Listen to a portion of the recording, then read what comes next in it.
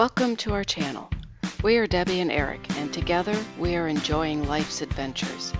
We currently work full-time, looking forward to an early retirement. In the meantime, we make sure to take the time to play, whether that is staying close by on our boat or taking mini vacations in the travel trailer. So come along with us as we enjoy life's adventures.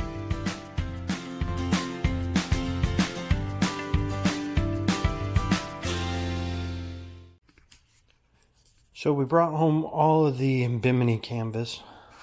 We were going to wash it in a little tiny kiddie pool here, but the canvas is so large that we're not going to be able to wash it in that. So the problem is some of the canvas is in really good shape, but there's spots on the canvas that has a little bit of mold or mildew. It was really bad sitting there for 10 years. I cleaned it up the best I could when it was on the boat.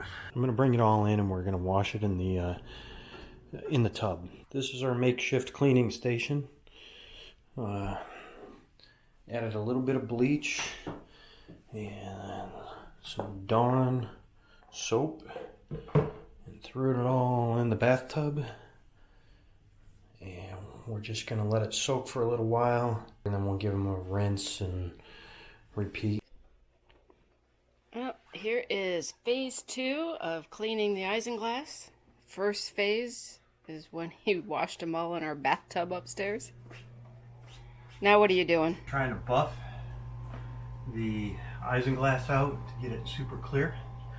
So I have a rinse of baking soda, vinegar, and water in a spray bottle, so I clean it off with that. Then I have this stuff for my acrylic fish tank. So it's like a little rubbing compound, but it's a super light rubbing compound. So I'm using this on the isinglass, trying to rub out all the scratches, and then I'll buff it all out, and hopefully the isinglass will look almost new. You see there's a couple little spots that are still a little bit moldy. So what we're going to do, it's not really moldy, it's just stain from the mold that was on there, but they came out really good, almost like new. What I want to do next is take this outside and power wash all of this to get all the dirt out. And then I got a kiwi like tent spray, a repellent, that I'll reseal all this with so that it's water repellent after that. What you doing there, babe? I am doing all the windows, putting the waterproofing on to seal up all the fibers within the umbrella material. And then I'm spraying it with 303, which is UV protectant. Today I'm gonna open up the sail bags and check out the sails.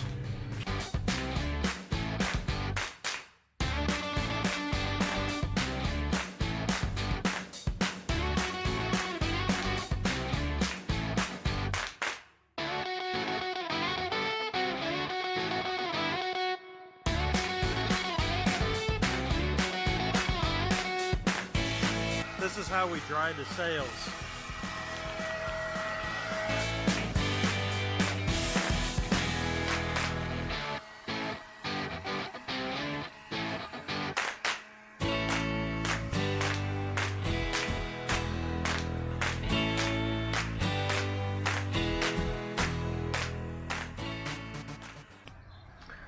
So let me show you what I got going on. This is the main sheet block and tackle system on our boat. So that goes up to the boom. Sometimes this will be hooked up to a traveler, but what we got here is a 4-to-1 block and tackle, and what it does is it comes off of here, it goes around this winch, so it comes off the block, comes around the winch, and then you cleat it off here. So I bought all new line for it. Thought, okay, great, we'll do new line and get it ready. But as I'm running the line, I took and I inspected my actual block, and if you look, the block is actually worn out from the UV and all busted and cracked. So it's in really bad shape. And there's a lot of force on this block and tackle. Here's the upper block. The upper doesn't look as bad. The upper looks pretty decent. So I might be able to save this block and use it somewhere else. To replace it, one block from Harkin is about $400 a block. So at $400 a block, that would have been $800, and the line itself, the rope, is about another $100 and some odd dollars. So I've already replaced the line, and it's 96 feet of line. So I posted on the Irwin forums, somebody had recommended, instead of going to a 4-to-1 block and tackle, go to a 6-to-1 block and tackle and get a cam cleat. So a cam cleat locks it off. So I found this company called Natos. I guess they're into racing. They're a wholesale company out of Florida, and they're a lot cheaper than Harkin. So they claim to be coming from the same manufacturer that Harkin gets theirs. I'm a little skeptical on that, but we'll see. I asked if anybody's used these. A couple people said yes, they've used them. They've seen no difference. So the price difference is huge. So I was able to get both blocks and the line for $399, and it's a ratcheting block and tackle, so which is kind of nice, and it's 6-to-1. So this means it'll be easier to pull in the mainsail, and with the cam cleat you can lock it off, so you don't have to wrap it around the winch. You will when you're under sail. All right, we're gonna open this up and we're gonna take a look.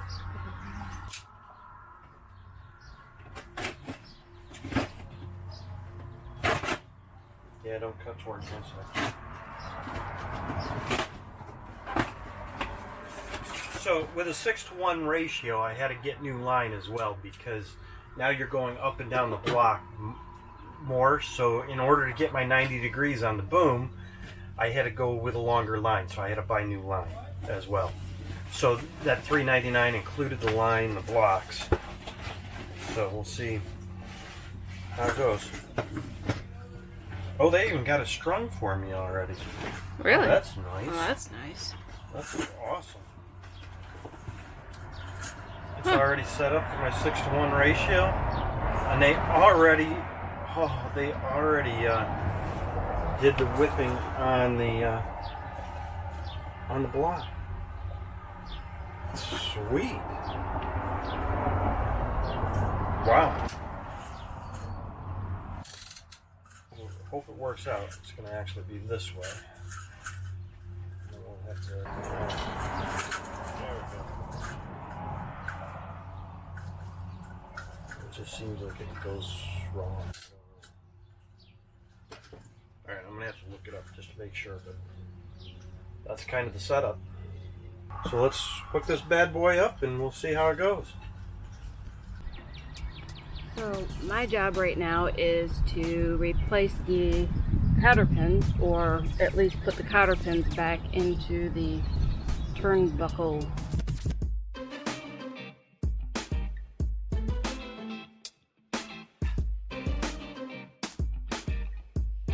Alright, that one's in. That's all there is to it. Got these to do to wire them up. Wow, that was quick. You got that on already. I was coming over to see how your project was doing. I'll get it strung the right way. Question.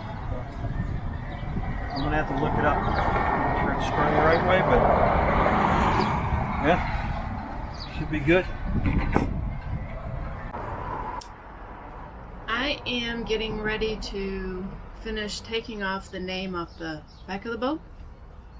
I got the DYC off and then it started to rain. So that was last weekend. So we're back out here this weekend, and now I'm going to finish taking off the name. Hopefully get through that today. It's a little time consuming. And then work on getting the port of call off the back as well. So I have basically everything off the back of the boat so that we can order and put our new name on it. So before I go do that, let's go see what Eric's up to. I think he's on to his next project now.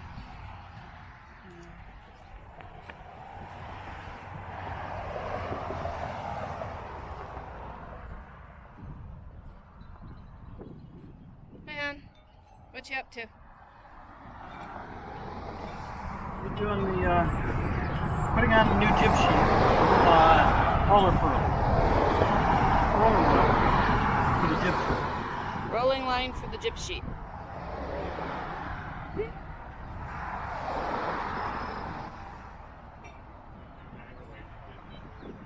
Well, I'm getting ready to go spend my hours on the ladder. Can't wait. Have fun. All right, thanks. You too. Well, I got the rest of the lettering off yesterday. So now the next step is to get the rest of the glue off. So that's my project today before it starts raining.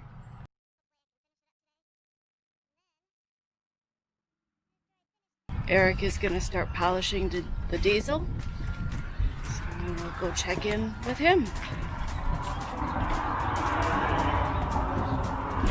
Did you find your funnels? Yes, I found the fun. We're in the wet locker. Always the last place you look. Yep, get her done. To polish the tank, Eric bought a copper tube, filter, and nozzle.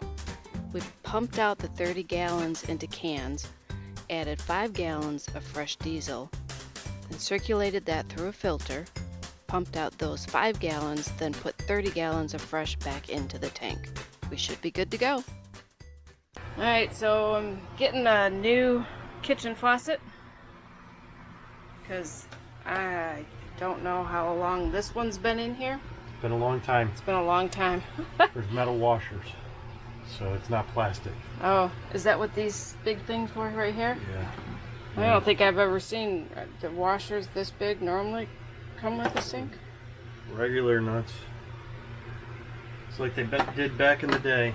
It's not this plastic crap anymore, but it's not that old either, though. But it looks pretty nasty. Oh, it's pretty yummy under there. I'm gonna have to guide it. You're gonna have to pull it. You wanna see what I'm looking at? Sorry. Yep, brilliant to have the converter right next to the. Right next to the plumbing.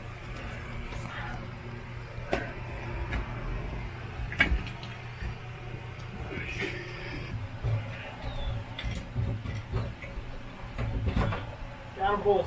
You should be able to take it out.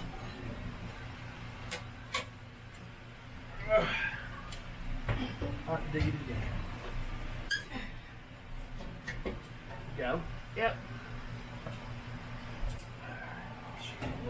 Woohoo!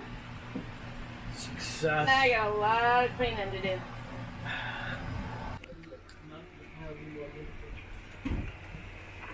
Day 2 of installing a faucet. Of course, the parts that we got, one of them was open and was missing some pieces. So we couldn't finish it last night. So we had to go back out to the store today.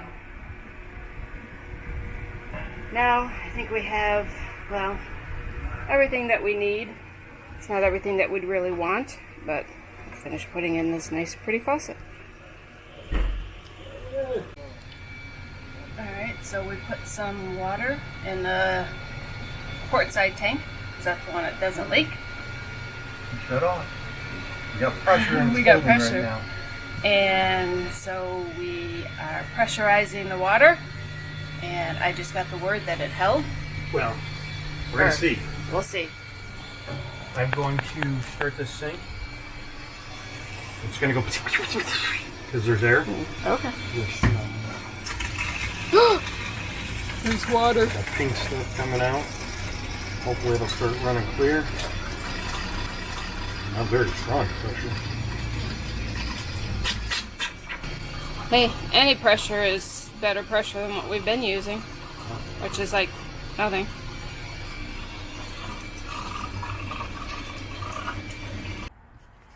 Well, hon, I think it was a successful weekend. We got quite a bit done this weekend. All right. Time to check off on our massive list. All right. We were ticking check marks as we were going along with what we were doing. So install rigging cotter pins. Debbie did that. Woo! Crossed it off. I did something. Pull off name and home port. We did that. Woohoo! Both Debbie and I did that. Swim platform. Fix the swim platform. Well, we pulled off the broken piece. If that's considered fixed, it's cosmetically better. Get water system working. Woohoo! We did that. We have water. We have running water. Replace galley faucet. We did that. We installed the battery into the case. We did that. That's it for that list. And then the projects that we wanted to get done a few weeks ago. Oh, it's just kind of a Remove name. duplicate, yeah. Yep, so that project is done. We're almost done with that list, which is really also just a subset of the big list. The part of polishing the diesel up here, so we got the yard to take our diesel, so we don't have to polish it. We do have to clean the tank though. So we got 15 gallons pumped out into cans that the boatyard's going to take from us. We still have another 15 gallons, so once he takes that, we'll pump out the next 15 gallons and then we'll polish the tank the best we can. I'll put seafoam into the fuel filter and screw on the fuel filter, and then we can try starting the engines, and that would be nice. Mm-hmm. That'll be a big one. That will be a big one. So we're getting closer on this one. Everything we're getting closer on. I think we're good right now. Yeah. All right. Another successful weekend. We'll see you all back here next weekend. Getting closer.